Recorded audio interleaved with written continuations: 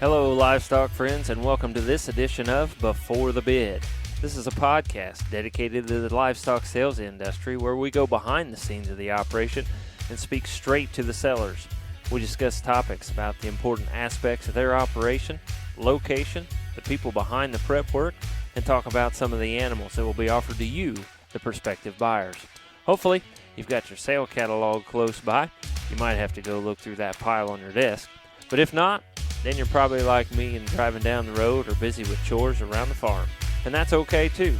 Wherever you are and whatever you're doing, I hope you enjoy this segment of Before the Bid. I'm your host, Andy Howell.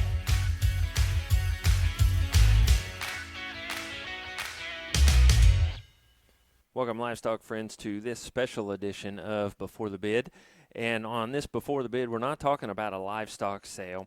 We're talking about a different kind of a bid, and we are talking about a bid for a seat on the American Angus Board of Directors. The American Angus will hold their national meeting on November 8th and 9th in Kansas City, and this is the 137th annual meeting. And on this edition of Before the Bid, we have a special guest, very special to me, and a guy that is going for one of those seats on the American Angus Board of Directors. And so on this edition, we are going to talk to my dad, Dr. Phil Howell, and we're going to talk about some of those things in his history and some of his past activity in the Angus Association and being a past board director. So again, very special addition to me, and I want to welcome my dad to the podcast. Thank you, Andy. I've listened to you a lot. We've had the opportunity to broadcast together before with Beef Congress and National Junior Angus shows, and Walton Webcasting has been very kind to us. So it's fun to be on here, but a little bit different program. Even done a basketball game or two together. 2 basketball games. You were waving me to keep talking during the foul shooting, and I thought you were waving me to hurry up. So that sounded a little clumsy, but we figured it out after a bit. I've enjoyed it and enjoyed it all, and really just couldn't wait to get you here on the podcast for some reason or another. And I guess we don't have a sale coming up or anything like that, but we will ask about lot 7, but I guess we won't. Yeah, we won't talk lot 2 or 3 or 7, but we'll talk about a different kind of bid and a different kind of voting for this, and so just excited to hear what you can bring to the breeders and to the association. And Dad, like I always do, as you've heard, I like to start out with a little bit of history and get people to know where you came from and what got you into what you're doing and why you might want to be a board member, and we'll talk about some of those things later. But tell us a little of the history about how did you even get into the cattle? Well, both my grandparents milked cows. My mother's family had Holsteins. She used to get up at 3 o'clock in the morning to go to Muncie to deliver milk, and they'd stop and eat on the way back, and Grandpa Wright would drop her off at school. So cows are kind of in their blood on that side, and that family went ahead and milked anywhere from 80 to 150 cows up until the last 18 months, and then they got out of the dairy business. And my dad's side of the family, why, he milked red poles by hand. And so Bethany Acres Lou, and why can you remember registration names from 60 years ago? I don't know, but evidently I can. But so we grew up with cattle. When my folks married, why, they milked. They had some red pole cattle, and then they were on a tenant farm owned by a businessman in Muncie, and they milked cows on shares together. And we had red poles, and then we got some Holsteins from Grandpa Wright, and went on from there. And then in about 1960, the State Board of Health determined that to sell grade A milk, you'd have to go to bulk tanks rather than milk cans. So a lot of people, including my father and soon would-be father-in-law, 20 years down the road, why, they got out of the milking business or dairy business and got into beef cattle. My brother wanted to show Angus heifers, so we went to Don Watkins, I want to say in 58, bought a cow, and then a year later we went back and I bought one and my brother bought another one. And then the fellow where we were farming, why, we went to a farm and bought 3 cows and an Angus bull, and we were on our way. I think that first heifer I purchased was in 1961, so that'd make me 59 years with Angus cattle. Right, and so like a lot of them, a lot of other guests on the podcast, it was a little bit of a 4-H project gone rogue, right? Yeah, yes, that's exactly right. We started out and had a heifer, and then she had a calf, and then we bought another heifer, and she had a calf, and away we go. And just about like you, we started out with a couple and buy one here and buy one there and raise one and go on from there. So it was a overgrown 4-H project, but there's an awful lot of beef herds in Indiana that are come from that very type of start. And so you just took that on and got interested more with the animals and have a lot more history with that you could tell us about. Yeah, well, we grew up with, we had hogs and sheep and cattle, and I tell people about had bushel baskets with baby pigs over the heat registers back in those days. And grew up that way. You'd feed baby pigs with a bottle and baby lambs with a bottle, and we'd have a calf in the basement occasionally when it was too cold.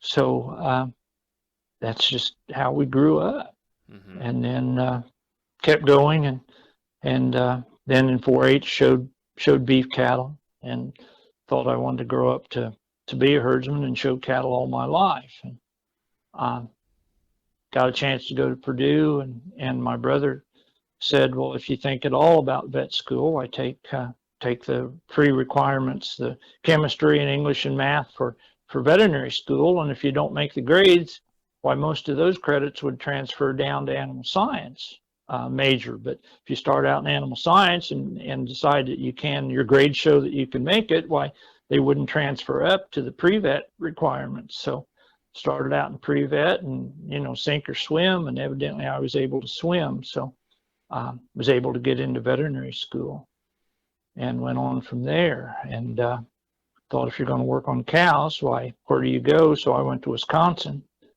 and did dairy work for 3 years, and it was great, and we learned a lot. And then had a chance, then came back to Silver Lake, Indiana. Angus connections again. First Miss American Angus was Sharon Harold. She and I had been officers on the Indiana Junior Angus Board in 1969.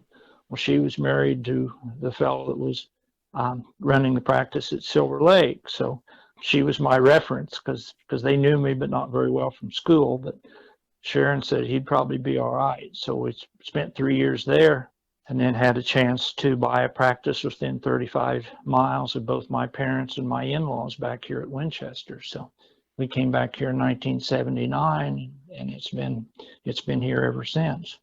When I got here, it was 85% large and 15% small, and now it's about 92% small and 8% large. Different times in Indiana, different economies. The small dairies are gone.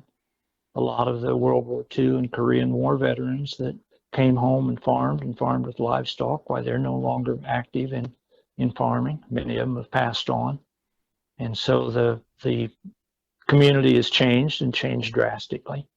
We've still got cows, and there are a handful of people that do, but surely not the numbers that used to. So it's become a different world, but I can still come home and work on cows, even if the phone doesn't tell me I need to go over to wherever and pull a calf or breed a cow or run 60 calves through the chute.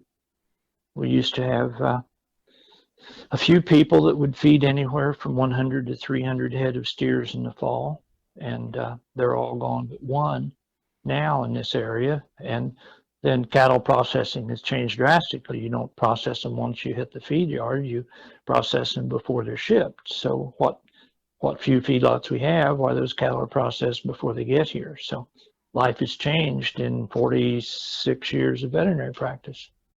Well, we've got a great foundation there from what would be my grandma and grandpa, and your mom and dad, and I guess my great grandma and grandpa just started everybody into the livestock end and the cattle end. And I give everybody a chance to introduce family that are involved in the operation now and have been involved with the operation. So I want to give you the chance to do that as well. Well, a great part of what I've accomplished has been due to my wife Judy, dotting the I's and crossing the T's in family and the practice, and helping with the cattle. we've been married 47 years, and 50 used to seem like forever, and now it's just kind of around the corner. So I look forward to that. First daughter was Emily. We moved to the country. What would that have been? 82. So she would have been 7. Showed cattle in 4-H to start with. We showed got a picture, as you said, of those videotape of you and Emily showing Simmentals and standing last in all 3 classes here at the Winchester Open Show. I remember those days. And then I think we purchased her first Angus show heifer from Haggard's here at Lasantville that I'd grown up with. And then after that, we started showing our own.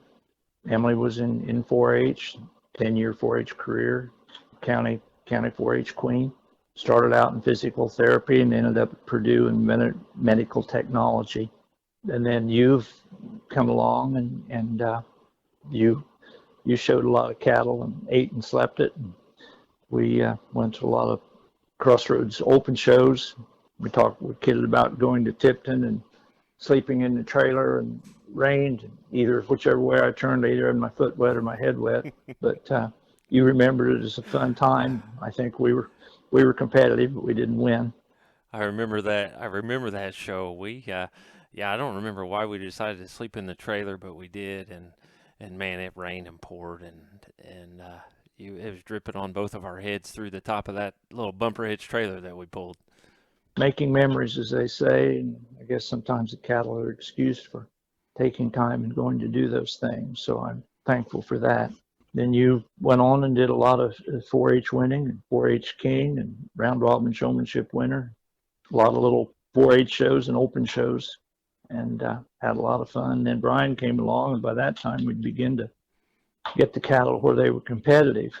And we had a state fair champion heifer with a mane. We took those 2 heifers to Denver with the help of a neighboring friend. You had champion cow calf at state preview show, state Angus preview show. Mm-hmm. He had the champion bull at the state Angus preview show. And now year we turned around how many years between that bull and this year when Allie had champion bull at the Indiana State Angus preview show. Mm-hmm. Brian won at his gold, silver, and bronze awards. We started going to national junior shows towards the end of his 4-H career. So we started in 98 here at Indianapolis. Then we went to several shows. We stood 2, 3, 4, and 7 at Des Moines cows out of a 30 cow herd. At Denver, while we had a 3rd and a 5th in competitive classes, and he was a finalist in the National Junior Showmanship Show. He won showmanship at the Eastern Regional at Lebanon, Ohio. Mm-hmm. He also won showmanship at the Atlantic National. I missed both of those. I was home here working on critters at the veterinary clinic. So one of those things that you kick yourself for. But he went ahead and won those and had success. You had the champion Supreme heifer down at Brownstown at the Southern Indiana Angus Show. Mm-hmm. Then Allie came along and she started at 4, I think, showing cattle in the ring. Right. For those that may not know, Allie is my daughter. Right. She eats and sleeps cows. And she was in the ring probably at 4 and continues to show. She's been at 4 national junior shows. She had the champion or the Supreme Angus female at the last Brownstown show, Southern Indiana Angus Show. We didn't have one this year, but she won it 2 years ago. Humbling experience. We were at Grand Island. It was her first national junior show. First class she was ever in a national show, and here she had to be the first one into the ring. Instead of being some 8-year-old scared little girl, she said, "All right, where do I start? Let's go." And it would have intimidated me, and she never batted an eye. So she has a lot of show ring experience and a lot of show ring presence. And the old joke about if you do it well, why you can have 3 years of experience before you're old enough for 4-H. And she truly lived that. That's family and involvement. Judy's been president of the Indiana Angus Auxiliary. You've been president of the Southern Indiana Angus Association. Mm-hmm. Brian was on the National Junior Angus Board. He won the gold or the bronze, silver, and gold awards from the National Junior Angus Association. And he's still involved in teaching young people as an educator at Tipton County here in Indiana. And you're still dealing with young people and being an agricultural science teacher at Crawford County. Right. So we've been in the show ring pretty hard and been involved with young people and cattle for decades. So we kind of live and sleep and breathe cattle. Allie just turned 14, and she is involved heavily in Howell Cattle Company South, showing and fitting, taking care of cows and taking care of baby calves. And also in the crew at Howell Cattle Company South is Brandy Saunders. That's appreciates the cattle business a lot. She's moving from a show pig background to a registered Angus operation, but she's been invaluable in helping with the cattle, helping with the baby calves, getting things ready to show, and being involved in that, and then even in editing these before the bid broadcasts. So she's a big part of the team and the talents that make this all happen. Right. Jumped in full force, and she puts up with a lot of things. Yes, we give her a hard time about being a Buckeye, but she's still pretty special, and Ohio's all right. We just don't want to let them know that. Right. No, we just don't want to let them know that we know that. Right. So. She still brings some of those Buckeye things and tries to influence it, but we try to do our best to steer it one way or the other, and appreciate it, but kind of make sure that things are right and maybe not too Ohio-fied, right? That's right.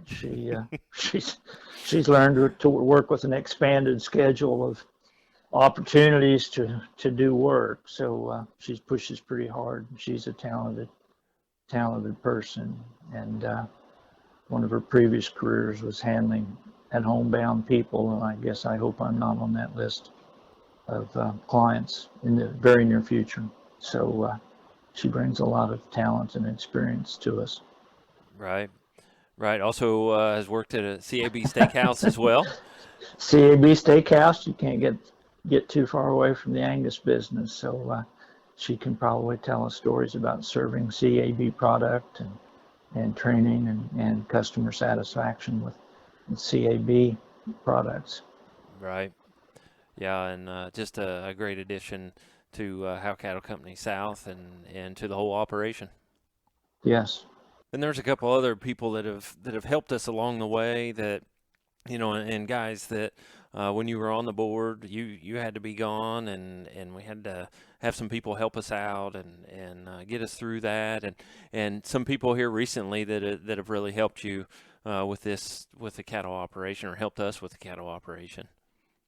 Well, Andy Kurtz has helped us quite a bit, and Mark DeHaven has helped us, and girls at the clinic, Haley Smithson and Dawn Kaler have been willing to come out and feed cows when I had to disappear and go to a board meeting or go to other Angus activities. So I appreciate all the help that they've done. You can't do this by yourself, and if we get back on the board, why they'll have to step up again. But they've been willing to do that, and it takes a team. It's not a one-man show. Right. Yeah, it takes us all, and when you're gone, we all have to step up, and we enjoy that, and hope that we can make that happen again as well. Well, I hope the opportunity comes. You've been active in the state association. I don't even know how many years, but you've been on the board of directors for a long time in the state association, and also president of the state association. I was kind of in awe of those people, and Dwayne Jackson, Cabin Creek Angus, was state president. I don't know, 02, 03, 04, and he came to me and he said, "Would you consider doing that?" And I said, "Well, yeah, I'm shocked that you would ask, but it'd be great." He said, I was there at the Junior Association in '69, and so walked in '05 and was president then. Lauren Wilson was president just the year before me, and we're kind of brothers with different mothers, and in so many things we think alike and want to know each other's opinion, and have had a ball. And so did that. Been on the board of directors, been president of the Southeastern Association in like '09. When I got to be president in '05, why Lou Uli was the editor of the Indiana Angus News, and she said, "Well, would you consider writing an article so for each edition?" And I said, "Well, yeah, I guess I can do that." And so it's kind of been fun, because I was dumb enough to think I got A's in English and English comp, and we had some pretty good teachers at Daleville. So that's kind of been a labor of love, but there's been a whole lot of 2 o'clock in the mornings when the inspiration finally hits, that you polish them somewhat, and yet in the daylight where you realize, well, you forgot this, did you miss that? But people know my thoughts, and it's not been a column to slam people. It's been a column to encourage and commiserate with, and have a good time with. And so it's been fun. And you write about whatever, but you end up coming back to cows and how it involves cattle and cattle people, and it's been fun. Then been on the communications committee since I was involved with the Angus News, and we've gone from half-size black and white Indiana Angus News to a full-page, full-color publication. And now we have a digital presence, an internet presence. John Finke got started with his family emails to the Angus family once a week and then once a month. And then we've gone on from there. So we can get emails of a passing or news, or good news, bad news within the Angus family. And it's sure helped draw us closer together as a group and as a family. We're just spread out geographically. But Krista Stilwell and Molly have done a great job. Krista's the digital presence, and Molly was there when we went from half size to full size, and went from black and white to color. And so it's been fun. How long have you been on the board of directors? 05 to 20 so far. Okay. Yeah, and so many different roles, and most of them you mentioned, but so many different roles with that. Yeah, and then the state's hosted two national junior shows while I've been on the board, and they take a ton of work. And Sam Carter was the manager of one, and Lauren and Kathy Wilson were the managers of the other. And first time I was director of the day-to-day volunteers, and that sounds pretty Mickey Mouse, and then you stop and realize we're the only show where the host people have gone out and helped people move all their tack into the barn. We've done it twice. Mm-hmm. And so the daily volunteers in Indiana is a big deal. Mm-hmm. And then when we had it again in 2014, why I was in charge of veterinary supply, and we took care of that. And the daily volunteers did things again. Lauren and Kathy came up with the tailgate concept, in each state showcasing their wares or their claim to fame, and that has caught on and has gone very, very well. So that's become a part of each national junior show since then. So Indiana's done a lot of big things, even though we don't have nearly as many cattle as some states. We've got a lot of members, and we work at it pretty hard. You don't stop at the state association. You've been a member of the Angus board of directors, and I'm sure we could go on for hours and hours about some of those things. But what made you go from the state to decide, you know what, I think I want to be a member of the American Angus board of directors? I always admired and appreciated Dave Smith and Kathy Watkins, and I know they didn't have a million cows, but they were involved and informed and worked very hard at it. And both of them were able to be elected. And so I thought, well, when Dave's done, maybe I can. And so, as I say, why we stormed, it was a landslide by the fifth ballot in Louisville in 2012. Why I got in, and I remember that hug you gave me after it was accomplished. We were both pretty happy campers, and so was Judy that day, and Emily and Brian were there, and it was a memorable and amazing day. Right. We need different backgrounds and areas of knowledge on the board, and it doesn't have to be that everybody's got 500 cows and 3 bull sales, and we need that represented. But we need some people for the veterinarians. We need some financial people, and we've got a lot of financial or bankers that have been involved in the board and are on the board and are candidates for the board, and we need that. But then we need people that look at things from a little bit different angle. And now with disease resistance being discovered and documented and soon will become a marketable trait, why I think it's really important that we have a veterinarian or veterinarians on that board. Mm-hmm. Now, when you were on the board, the diseases and some of those things, there was a lot of things that happened. We went through an awful lot of genetic defects were found. Some of it was started before I got there, but there were some that happened while I was there. And so you had a feeling for it. The wild eye HI trait changed over to a hypopigmentation trait. And the crazy thing about it was I remembered the one of the HI early bulls from back in the mid 70s, and I'm sitting here going, well, that was this cow, and she came from there.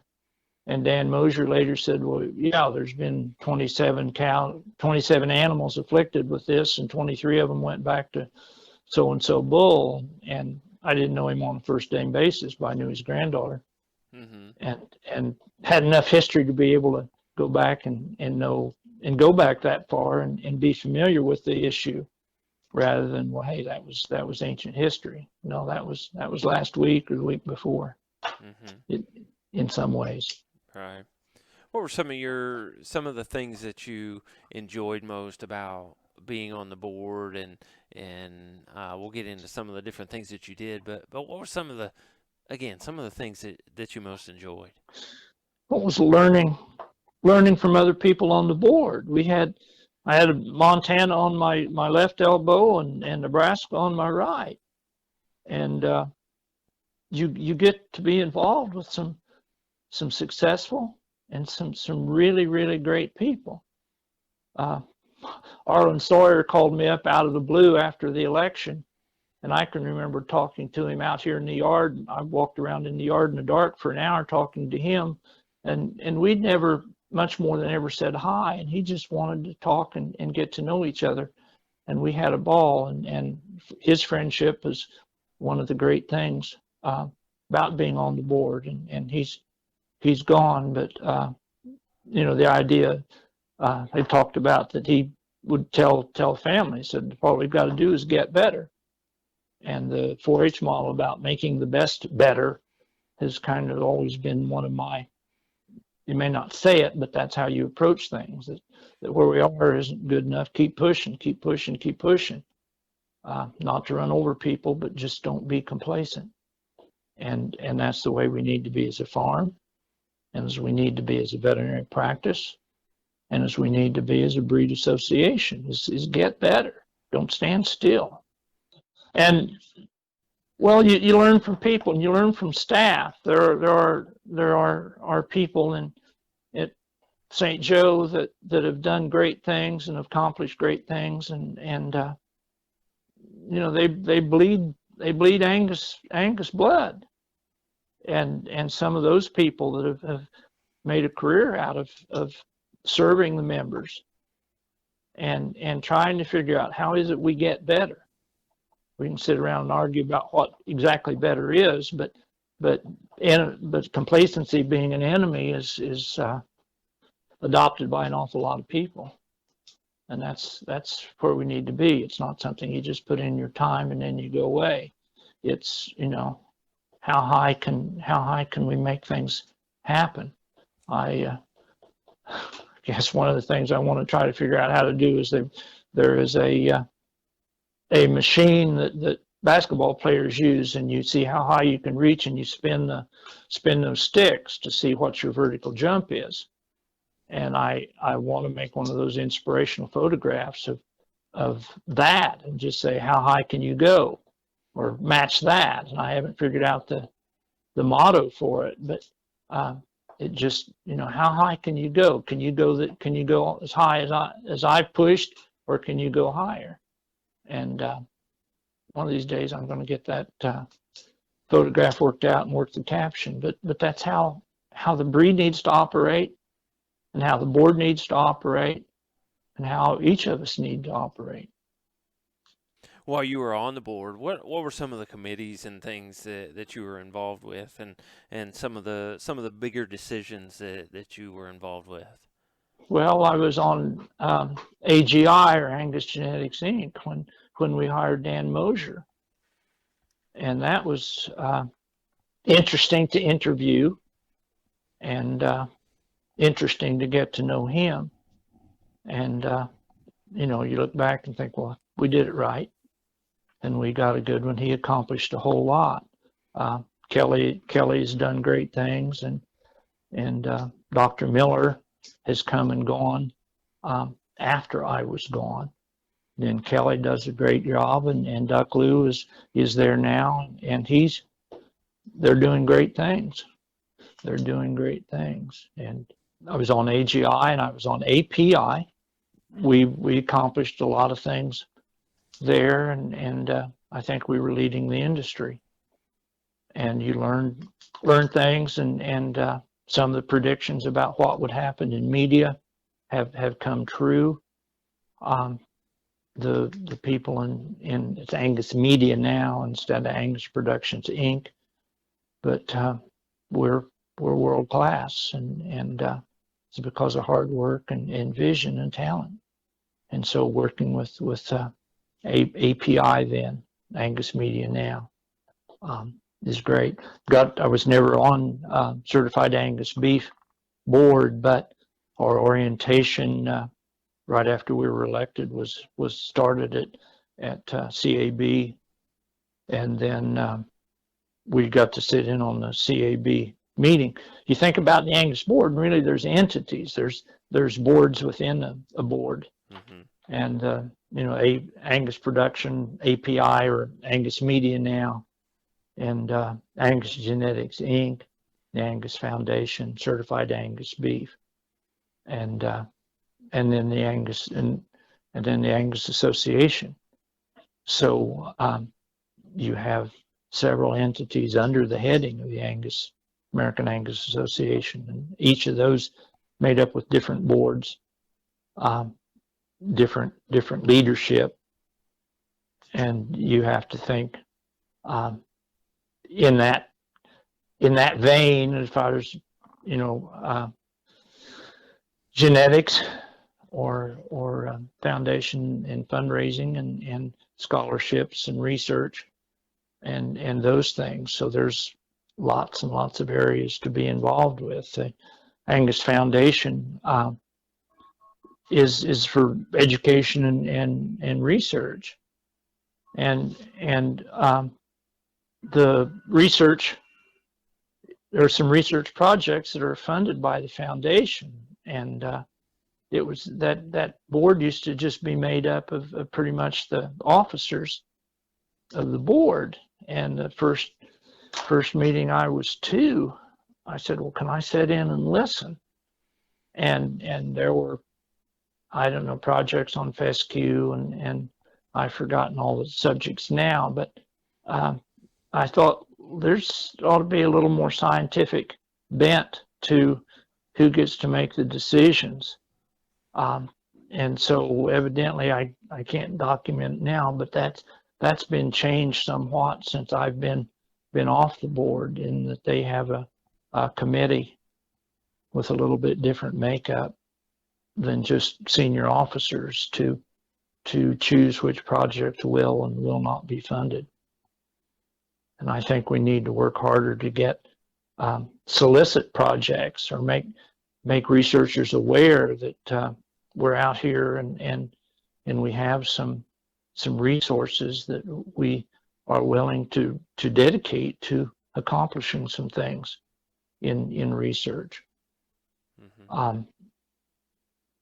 If whoever gets to be on that board it's important, but there's research that can be done. We sure don't know everything, and we need to do a lot more. And one things that you remember that people say, and one of the things that was uttered in the boardroom is, well, we don't have all the good ideas, but we're one of the few people that have resources to be able to fund more of those ideas than some others. And that's not a statement of arrogance. That's a statement of satisfaction and confidence. And no, we don't throw money around, but we don't have to walk away from good ideas because we do not have the finances, because we do. We've got some funds. We've had generous donors in the past, and Rich Wilson in his time did a great job of guiding the investments. So we have a sizable nest egg to work with. It doesn't mean it should be squandered, but there's a lot of resources that we can use. Right. Yeah, and you being a part of that, and different things that you did on the board, and I guess if you would tell us, and probably not something we need to expand on a whole lot, but tell us some of the things that you did, because man, when you were on the board, that took time commitment. That put a lot of load on a lot of us, because people staying home and minding the store. Yeah, they were busy. We had 2 or 3 staffing changes that we had to go. There were some challenges, and what do we do about this opportunity and this headache, and there were some suits about, well, who owns your DNA information, and what do we do about this genetic defect, and it was work. And then I guess you think back, one of the things that maybe I'm the only one to remember it this way, but we were talking about that, $B is only good for the people from weaning on. It's a feedlot value. It's not a cow value. And okay, how do we de-emphasize it? And I said, well, all the financial people say, well, you got to pay attention to the bottom line. And which number is most important on the bottom line? What's the one over to the right? Okay, where do we put $B in all of our catalogs on pedigree and animal information? Boom, bottom line, clear over to the right. So if we're going to de-emphasize it, $B shouldn't be on that corner. Poof, it's gone. So I'm not sure I'm the only one that saw it that way or thought of it, but I sure mentioned it in the boardroom one time that it's the bottom line, and it's the most important number on the bottom line is the one over clear on the right side, and that's where we have $B. And so $B is not over there anymore. So I guess I'm happy for that. And then we used to get 48 pages of financial reports every month. And you can look and dig and dig and look. And I never even had high school accounting. I couldn't get it fit into my schedule. So when I got to Purdue and balance sheets and all that, econ classes, why I picked up some, but 48 pages could put you to sleep on financial report. So I asked Rich Wilson, I said, is there a way we can summarize this? He said, well, yeah. So when we came out with one page, and it had American Angus Association and the total numbers on income and outgo and how we'd done that month, and then all the entities, and then it would total them all up, and that was the front sheet, and that's what I asked for, and boom, it was on there from then on while I was there. I haven't seen any one of those monthly 48-page reports since I left, but it was there. Well, it showed in black and white about how good or how bad we were, and it was a little unnerving, or it made you cautious when you saw some of the numbers. But I'm not a financial guy. I'm not an accountant, but I kind of comprehend income and outgo and nest egg, and so the getting the dollar B off the corner and getting a financial summary that was quick and easy and really, really visible, I guess, are two of the things that I think I was involved in accomplishing.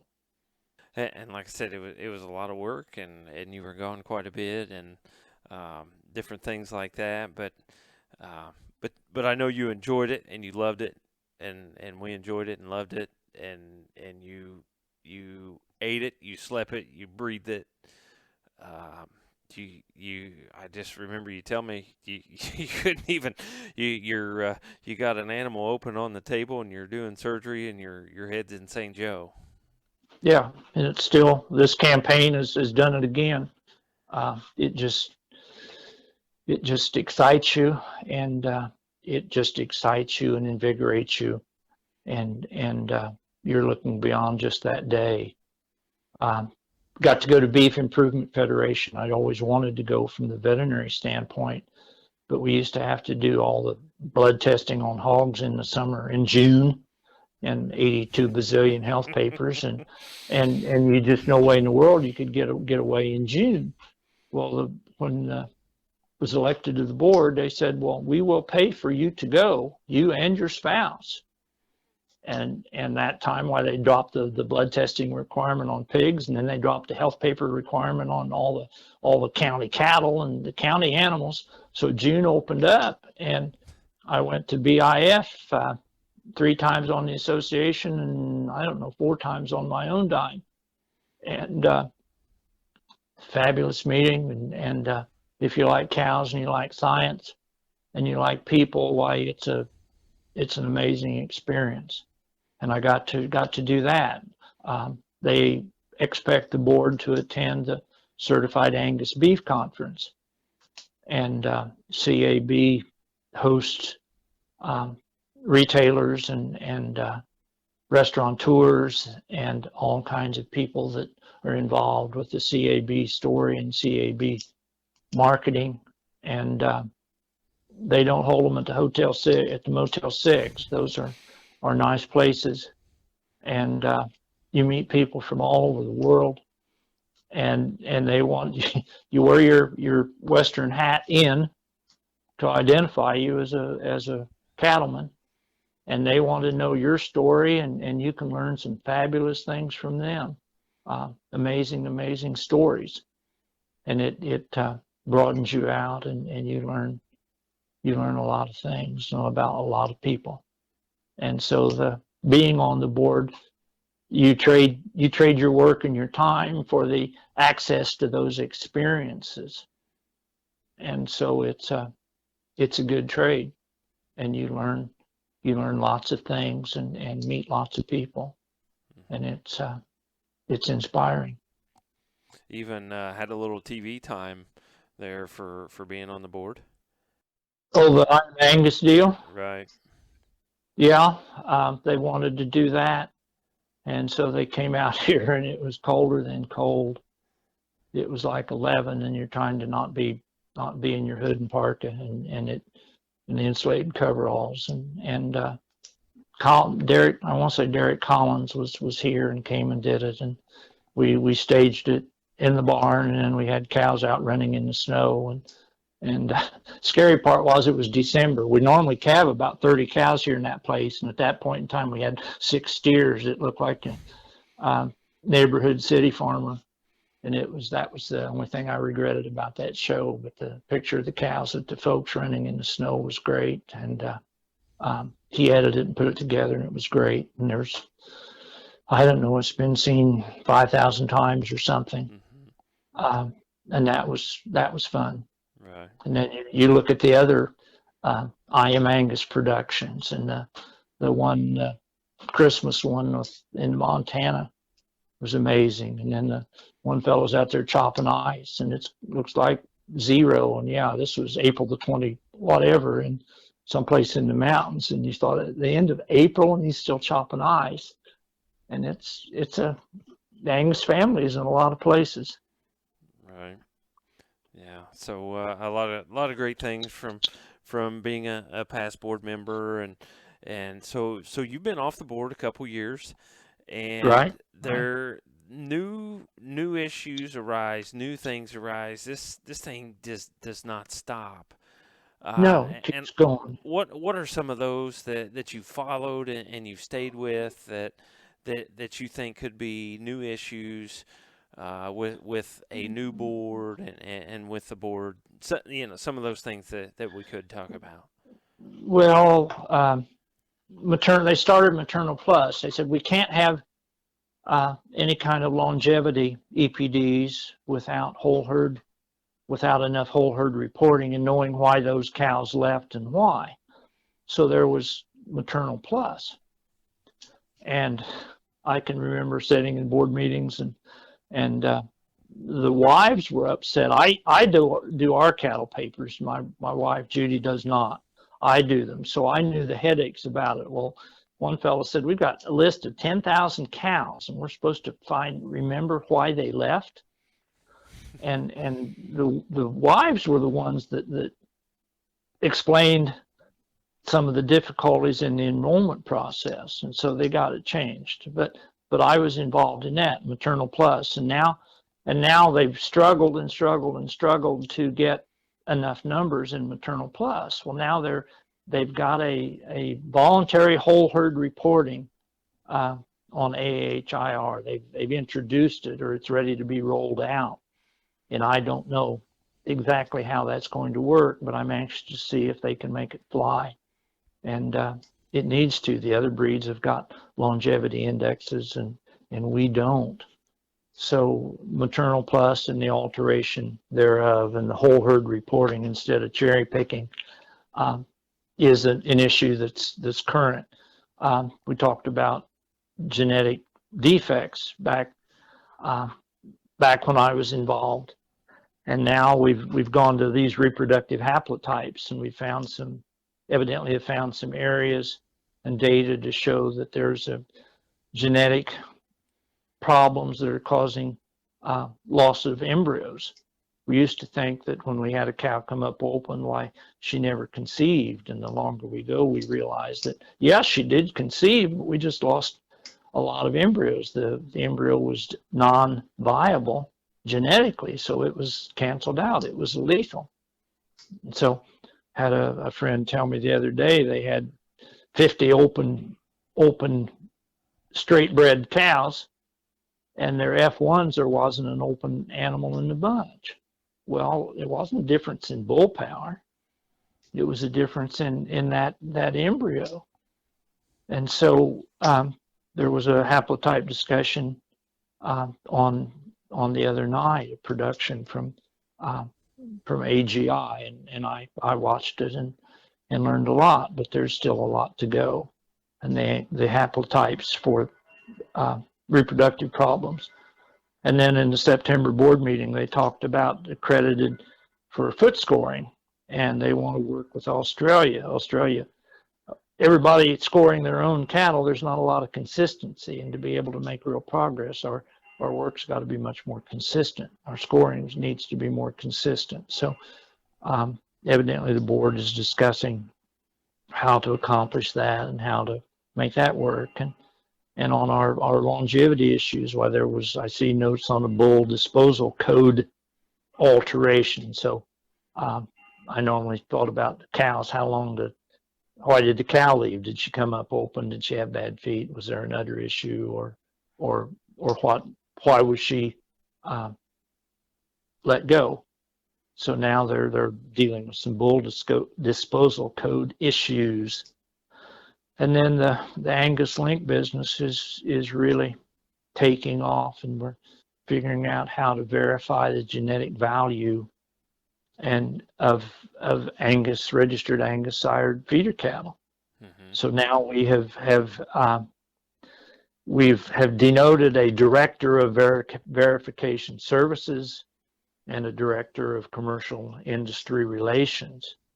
And when I was there, why the commercial relations office was the first thing that you ran into when you came in the front door. And I thought, well, that borders on brilliance to do that. Have Johnette or whoever would be in that spot be the first thing that people kind of see when they walk into the door. Mm-hmm.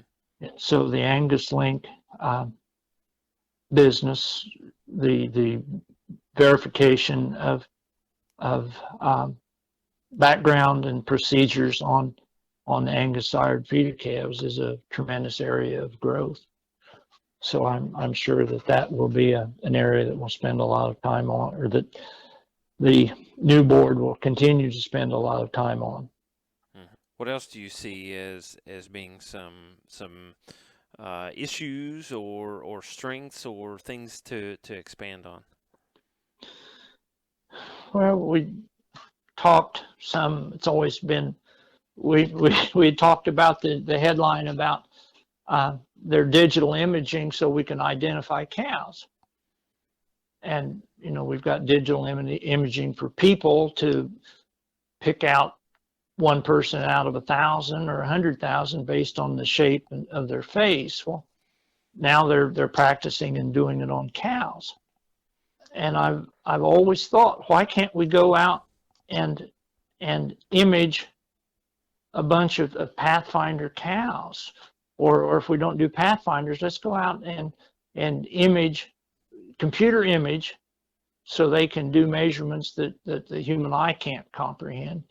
Let's go do some genomically superior animals or some production superior animals, and see if we can find some physical correlations to that increased productivity or increased fertility.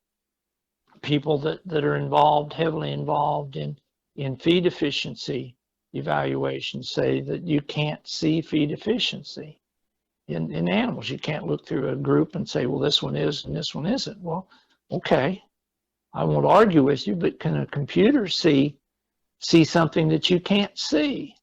And I think that computer imaging would sure be something that could be investigated to see if those extra productive animals will show you something or have physical similarities that we've not figured out.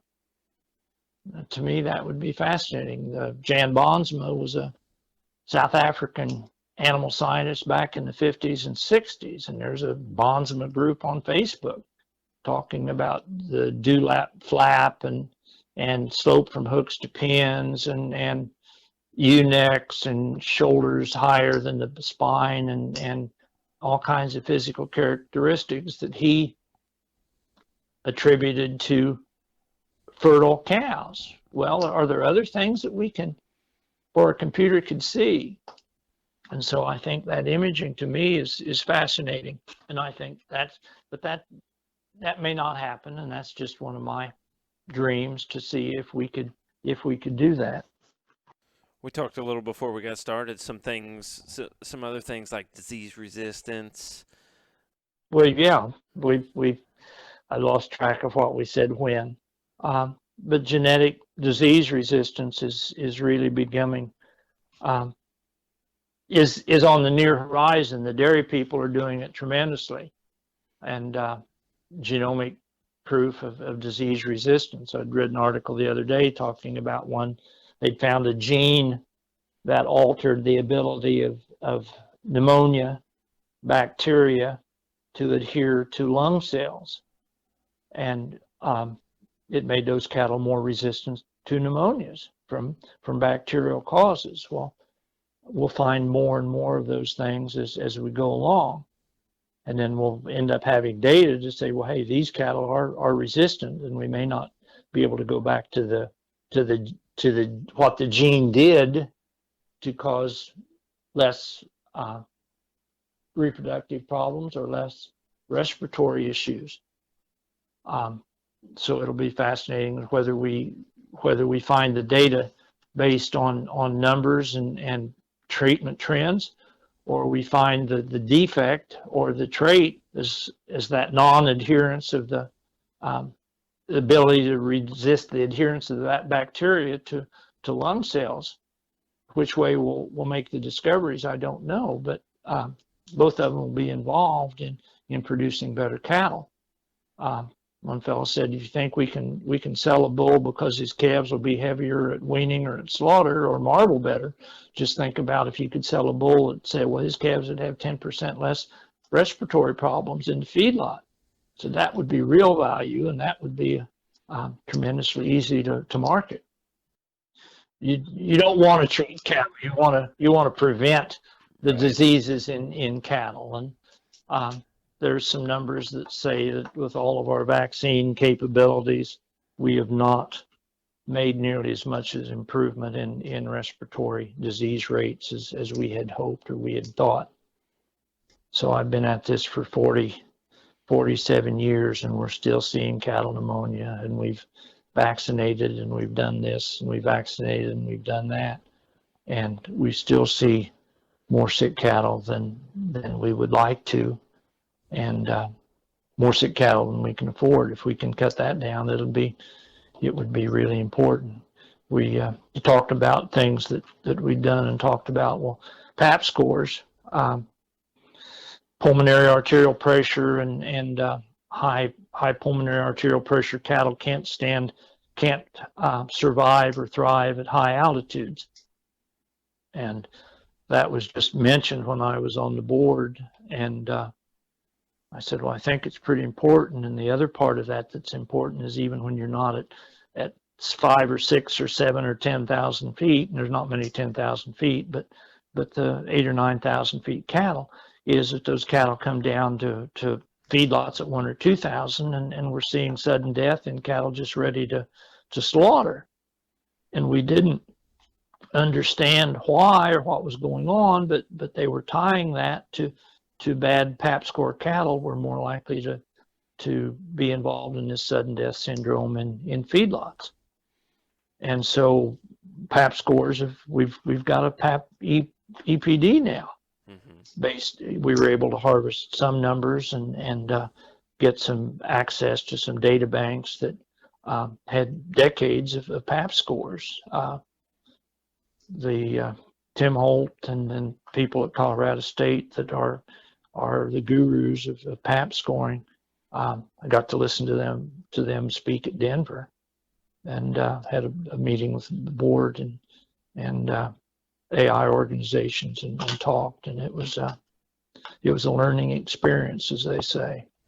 So, but the PAP scores are an important part. Why they've come up with some other wrinkles on the sudden death cattle now, but it's not as tightly adhered to the PAP scores as what we questioned initially. But PAP scores are still important.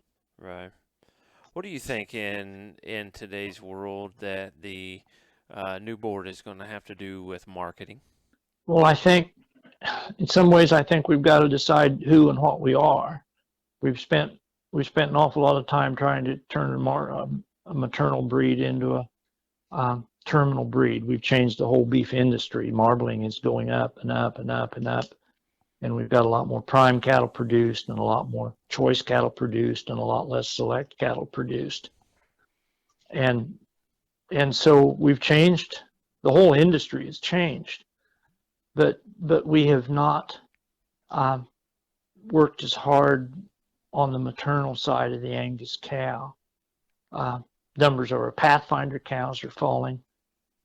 We've got to figure out a definition of what is a successful cow.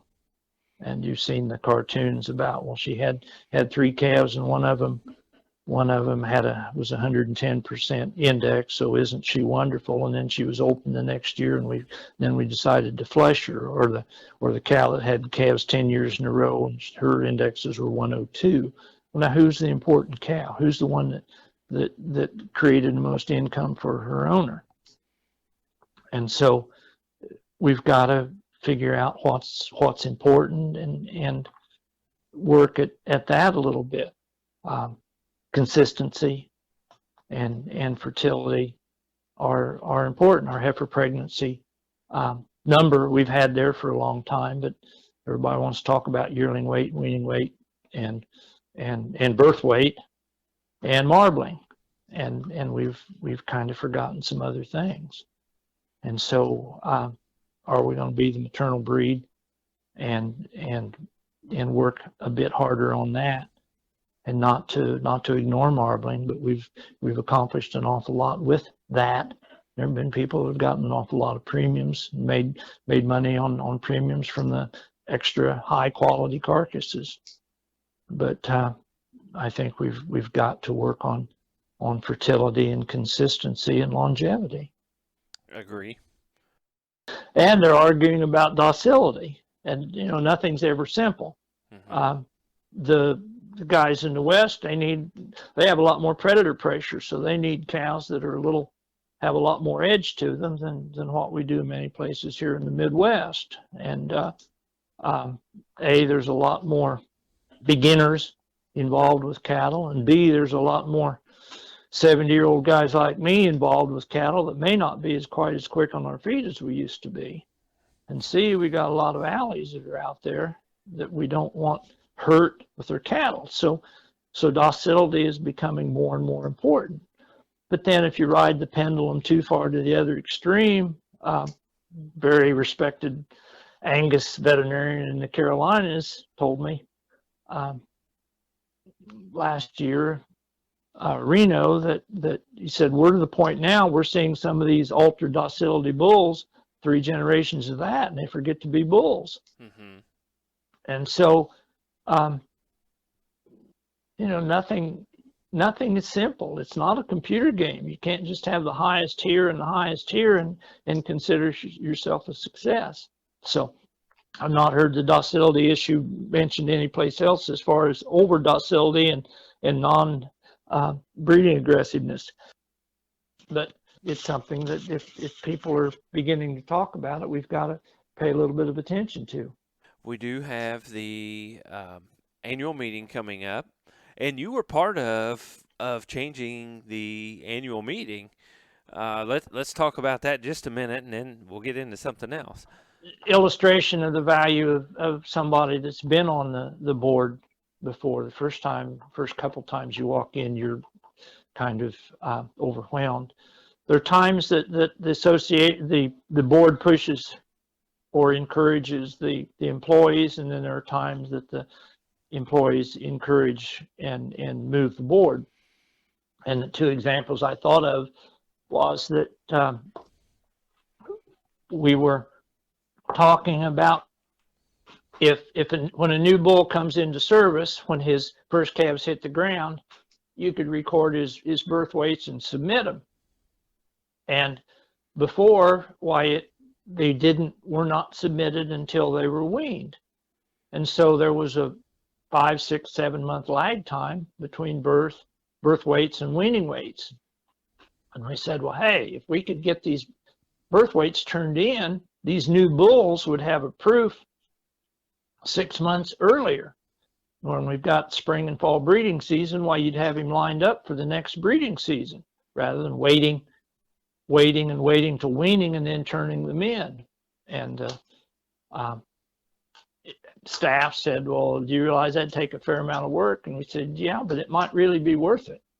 So that project was started. And then on the flip side, we came back from lunch one meeting and they handed out a sheet of paper and it said, what about having a freestanding Angus convention, not tied in with a show? Could we make it work? We'd have a lot more time for educational sessions and the annual meeting. and there would be many advantages, and we could even include the tour with it. Or at that time, there was the Annual Angus National Tour, and it was a big deal, and a lot of people really liked it. And so we sat there and thought, well, no, people aren't going to want to spend another weekend and make another cross-country trip. No, I don't really think it would fly. And then, well, but we could do this and we could do this. And pretty soon they thought, yeah, maybe it'd be worth a try. So in that case, why the staff came up with an idea and sold it to the board, and the board signed on. And in the previous case about turning in birth weights before weaning weights, not waiting until weaning weights were done, why that case, why the board kind of encouraged the staff to move in a new direction. And that's the value to me of a little bit of seniority, or as some people used to say, well, we need to reelect the incumbents. But the incumbents, if you've been around the block a time or two, you feel those things and can do a better job at that than you can the first day you walk in. All the political ads that we're tired of hearing this week, this month, why one fellow said, well, I won't be an expert when I walk in. And this was a financial issues on a public board here in Indiana. And I thought, that's pretty much wise if you're willing to admit, I'm not going to be an expert when I walk in. Mm-hmm. And so it takes a while to become informed and to become aware. And so the idea of helping, encouraging staff and staff encouraging you is a two-way street. Mm-hmm. But day one, you're not comfortable enough to say, well, hey, what about? Because you're just unaware of the issues. Mm-hmm. Or not unaware, but you're not adequately informed or sufficiently informed to help guide or change the situation. Mm-hmm. We had a orientation when Don Schiefelbein and I were elected, and Chris Sankey was in on that. And now they've still got even further orientations, but we have a meeting the Saturday evening before the Sunday when the annual meeting starts, and Sunday afternoon when we give our speeches. And they've got 11 candidates. 11 candidates times 10 minutes is just under 2 hours. Mm-hmm. So people are going to get tired of listening and maybe get tired of talking. So I appreciate the opportunity to be on here tonight, and I know a lot of things that you want to say, and you can't get them all said in 10 minutes, and a lot of things, if you're not an accomplished public speaker, which is where I am, why you hide behind that podium. And I promised myself I'm not going to do it this time, and I'm going to bring out a doctor's bag, and we'll talk about some things that should be in that bag if you're going to be in the boardroom. So got 10 minutes to do that, and we'll go with that. What are some of the things that you've done leading up to this that they could see if they're delegates or they're alternates? What are some of those things that you want to highlight just a little? Well, just experience in a different perspective. We need people that have lots of cattle and sell lots of cattle, but we also need people that the majority Angus members register less than 10 calves a year. Mm-hmm. And how they look at things is drastically different than how the people that register 500 calves a year are. And all sides need to be represented. And you and I are at 70, which is small by Nebraska standards, but it's pretty big by some other places. Mm-hmm. So again, we need people clear across that spectrum. Mm-hmm. And young and old, and do we have cows? Got people in Montana that those cows never even see hay, let alone grain. Mm-hmm. And then we've got people back here that feed grain every day of the year. Mm-hmm. So the Angus family is pretty wide. Right. What do you think you can bring to the board most? disease experience, some genetic experience, some organizational experience, some historic perspective, and an appreciation of the significance of our actions. You're not. This isn't a game. You're playing with the rent money. You're playing with the farm payment. You're dealing with the college tuition money. You're dealing with retirement money. So these are major things that you're involved with. It's not a game. Yeah, I don't know much better way to kind of wrap this up than that. But wanna encourage people to, especially if you're a voting delegate, they should have gotten in the mail your postcard. They should have also Yes. gotten in the mail your letter. And if I can add anything to this, it the letter came out of one of the stories that you wrote for the Indiana Angus News. The whole family gets chills by that letter, and so I just, if I can do anything for this, I want to encourage people to read that and add a little more perspective to where you came from, where we came from, and some of the things that you hold true about little things matter and how they do.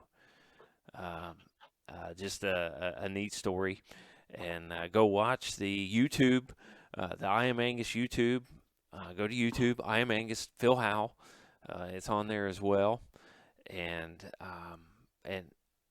Dad, just they can call you, right? Yes, they can call. I'd be glad to talk Angus any day, any time. I'm a lot better at midnight than I am at 6 in the morning. But then that's my problem. But then there's a whole lot of country west of us, so that's easier for them. Um, you can't run against the board, and you can't run against um, your other candidates. You we are blessed with a wide variety of talents and experience and age and perspectives. And I guess one thing I want to say is each of you are elected because people trusted you. They didn't hire an empty suit. Um, they didn't ask you to just represent somebody else. They asked you to represent you and them. It's not. If you go read the stories about some of the games that used to go on about proxy voting, and don't do that. Make your own decision is all I can ask. Um, but there's a lot of good people. It'll be a great board. Whoever are the five successful candidates out of the 11 people that have chosen to run, and it's a commitment to spend time and money and effort and sleepless nights trying to put together a campaign and an idea, and then if you are fortunate enough or chosen to be elected, why it's work. It's not a game.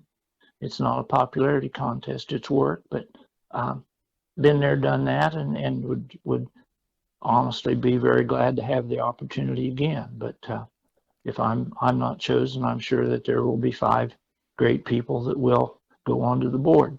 So Angus Association is in good hands. I would be great to work with Mark and the people that have come, and the people, a lot of new faces since I was there. But we've done well, and we will continue to do well. And I just hope to be involved in the guidance of how to get to getting better. So thank you, Andy. Thank you. This is a whole lot more than the 10 minutes we'll get to be behind the podium at Kansas City, and it'll be interesting to see how many people are there and how well the virtual virtual portion of the meeting works. Right. Yeah, there will be a big change, huge change this time because there is a virtual option and virtual voting and virtual things. You can be there without being there. I know we plan to be there if at all possible, and things don't change here in the next week or so. And look forward to going to Kansas City for the 137th Convention of the Delegates. And again, now changing from I used to have to drive 45 minutes to go, so now since you guys went and changed that, why now we get to go everywhere, which is fine. But very interesting. So again, Dad, been looking forward to this, and really appreciate you taking time out, even though it is. If you know us, it is getting late in the hour, but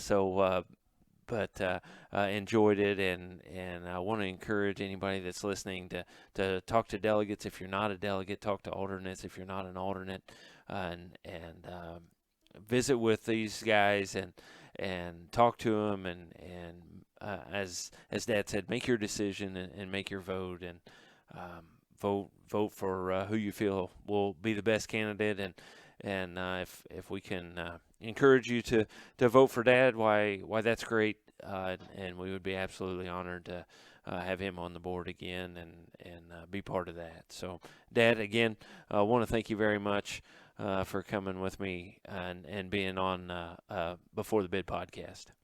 Well, thank you for the opportunity, Andy.